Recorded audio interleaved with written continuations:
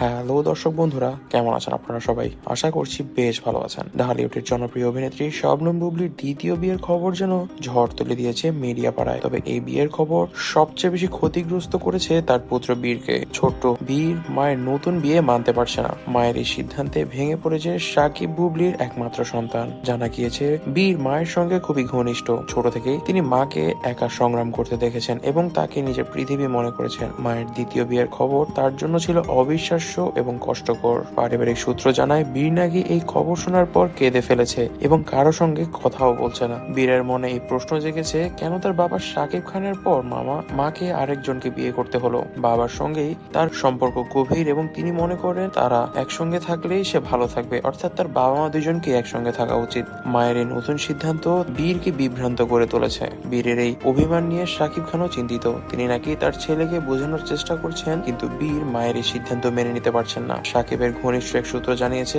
বীরের প্রতি শাকিব খানের সংবেদনশীলতা অনেক বেশি এবং মায়ের এই সিদ্ধান্ত ছেলের উপর যেন কোনো প্রভাব না ফেলে সেদিকে বিশেষ নজর দিচ্ছেন শাকিব খান। অন্যদিকে বুবলি জানিয়েছেন তার এই বিয়ে শুধুই তার ব্যক্তিগত সিদ্ধান্ত এবং ছেলের ভবিষ্যতের কথা মাথায় রেখেই তিনি এটি করেছেন। তিনি মনে করেন একা মা হিসেবে ছেলের জন্য সবকিছু করা কঠিন হয়ে পড়ছিল এবং একজন সঙ্গীর প্রয়োজন ছিল তার জীবনে চলার পথে। তারও তো সঙ্গীর প্রয়োজন আছে, তাই তিনি নতুন বিয়ে করেছেন। তবে এই বিয়েতে কোনো সমস্যা হবে না, বীরের এমনটাই প্রতিশ্রুতি দিয়েছেন শাকিব খানকে তিনি। বুবলির এই সিদ্ধান্ত নিয়ে ঢালিউড প্রেমীদের মধ্যে মিশ্র প্রতিক্রিয়া দেখা গিয়েছে। অনেকেই মনে করছেন বুবলি সঠিক কাজ করেছেন, আবার কেউ কেউ বলছেন বীরের কথা ভেবে তার এমন সিদ্ধান্ত নেওয়াটা উচিত হয়নি। বীর কি মায়ের এই সিদ্ধান্ত মানতে পারবে? দর্শক বন্ধুরা, আপনারা কি মনে করছেন তা কিন্তু অবশ্যই আমাদেরকে কমেন্ট বক্সে কমেন্ট করে জানাবেন। দর্শক বন্ধুরা, ভিডিওটি ভালো লেগে থাকলে অবশ্যই চ্যানেলটিকে সাবস্ক্রাইব করে দিবেন, ভিডিওটিতে লাইক করে দিবেন, বেশি বেশি করে ভিডিওটি শেয়ার করে দিবেন। ধন্যবাদ।